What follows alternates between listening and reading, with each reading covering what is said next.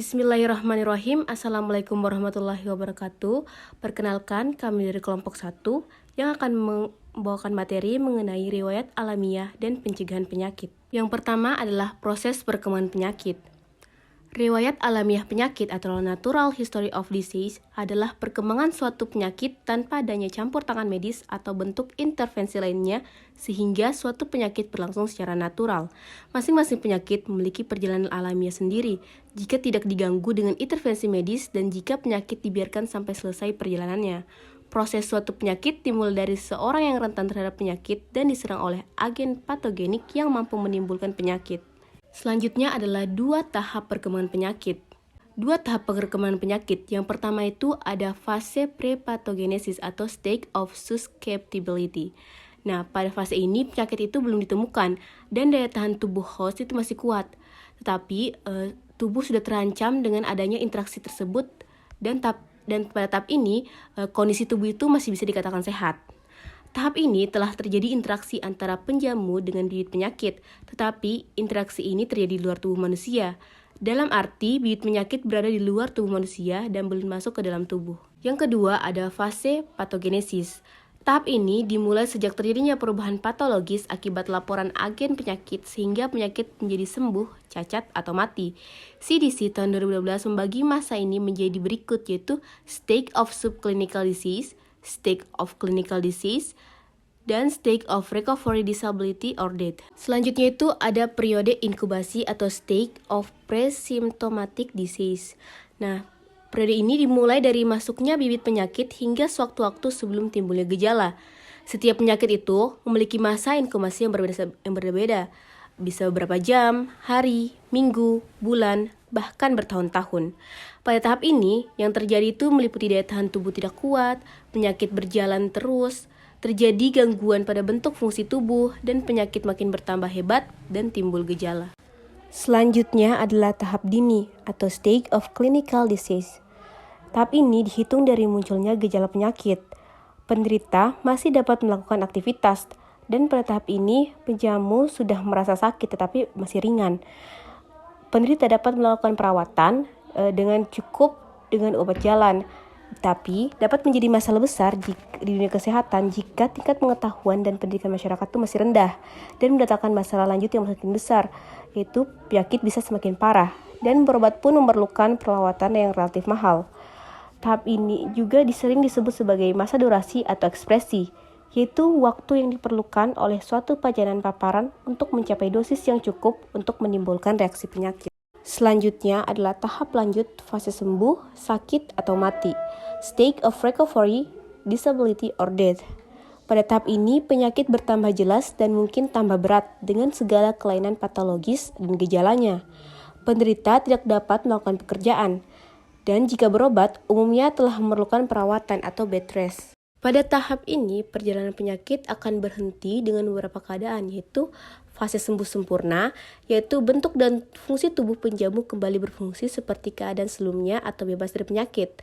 Yang kedua itu sembuh tapi cacat, yaitu penyakit penjamu berakhir atau bebas dari penyakit, tapi kesembuhannya tidak sempurna karena terjadi cacat, fisik, mental maupun sosial, dan sangat tergantung dari serangan penyakit terhadap organ-organ tubuh penjamu. Yang ketiga itu karir.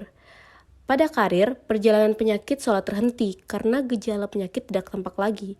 Tetapi dalam tubuh penjamu masih terdapat bibit penyakit, yang pada suatu saat bila daya tahan tubuh penjamu menurun akan dapat kambuh kembali. Keadaan ini tak hanya membahayakan penjamu sendiri, tetapi dapat membahayakan terhadap orang lain atau masyarakat, karena dapat menjadi sumber penularan penyakit. Yang keempat adalah kronis. Pada tahap ini, perjalanan penyakit tampak berhenti, tapi gejala-gejala penyakit tidak berubah. Dengan kata lain, tidak bertambah berat maupun ringan. Keadaan ini penjamu masih tetap dalam keadaan sakit. Dan yang terakhir adalah meninggal. Apabila keadaan penyakit bertambah parah dan tidak dapat diobati lagi, sehingga berhentinya perjalanan penyakit karena penjamu meninggal dunia, keadaan ini bukanlah keadaan yang diinginkan.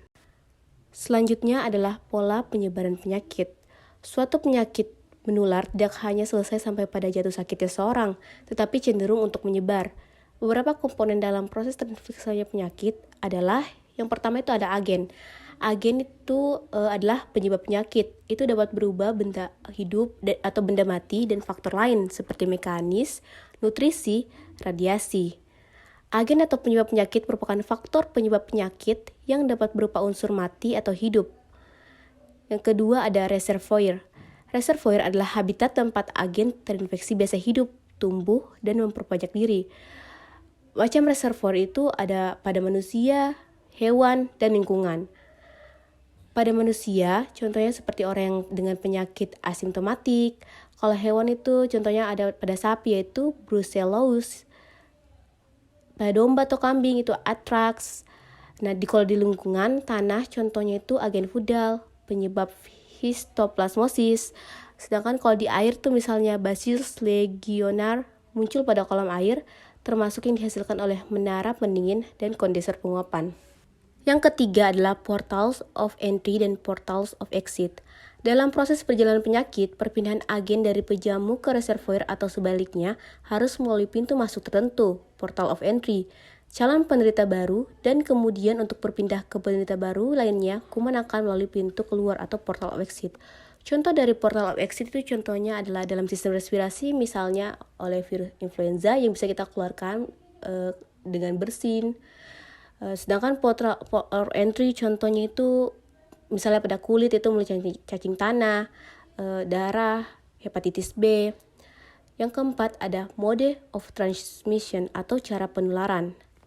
Cara penularan ini bisa melalui kontak langsung, kulit ke kulit atau skin to skin, melalui ciuman atau hubungan seksual, serta kontak langsung dengan tanah. Yang kedua itu ada kontak tidak langsung, yaitu penularan yang terjadi melalui media tertentu, misalnya melalui udara atau airborne, seperti partikel yang berada di udara, debu, dan droplet nukel. Yang kedua bisa facial-borne, yaitu transmisi tidak langsung oleh suatu agen yang masuk ke dalam, misalnya itu dalam makanan, dalam air yang kita minum. Terus yang ketiga itu ada vector-borne, atau transmisi melalui vektor berupa insekta, nyamuk, lalat, dan lain-lain. Misalnya penyakit malaria yang ditularkan melalui nyamuk Anopheles, penyakit DBD yang ditularkan melalui nyamuk Aedes. Yang terakhir adalah susceptible host. Hal ini bisa dipengaruhi oleh faktor genetik, imunitas yang didapat, kemampuan bertahan terhadap infeksi atau membatasi patogenesitas, membran mukosa, malnutrisi, alkoholisme, penyakit atau terapi yang melemahkan respon imun non-spesifik. Selanjutnya adalah rantai infeksi. Agen penyebab meninggalkan reservoir melalui pintu keluar, portal of exit.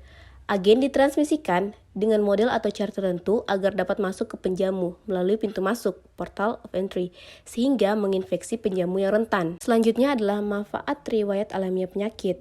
Manfaat riwayat alamiah penyakit yang pertama itu untuk menemukan penyebab penyakit, hubungan satu dengan lainnya, dan besarnya pengaruh terhadap penyakit. Yang kedua, digunakan untuk mempelajari faktor resiko dan perkiraan akhir penyakit. Yang ketiga, dapat melakukan berbagai macam terapi terhadap penyakit, terutama pada fase awal terjadi penyakit. Karena batal penyakit adalah waktu yang tepat untuk pemberian terapi, lebih awal, tetapi lebih baik hasil yang diharapkan.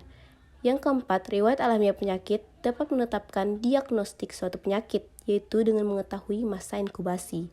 Yang kelima, dapat dijadikan sebagai upaya pencegahan karena dengan mengetahui rantai penularan penyakit, dapat dengan mudah dicari titik potong yang penting untuk melakukan intervensi dalam upaya pencegahan terhadap penyakit.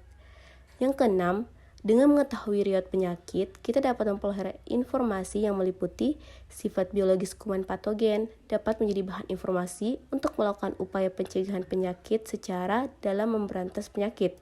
Yang kedua, lamanya dan beratnya keluhan yang dialami oleh penderita, masa inkubasi atau masa laten, masa atau waktu yang diperlukan selama perjalanan suatu penyakit untuk menyebabkan seseorang jatuh sakit, sebagai dasar kelengkapan keluhan yang menjadi bahan informasi untuk melakukan penegakan diagnosis, sebagai dasar untuk menentukan proses kejadian penyakit menurut musim kapan penyakit lebih sering kejadiannya, sebagai dasar untuk menentukan lokasi geografis serangan penyakit sehingga dapat dengan mudah dideteksi lokasi kejadian penyakit.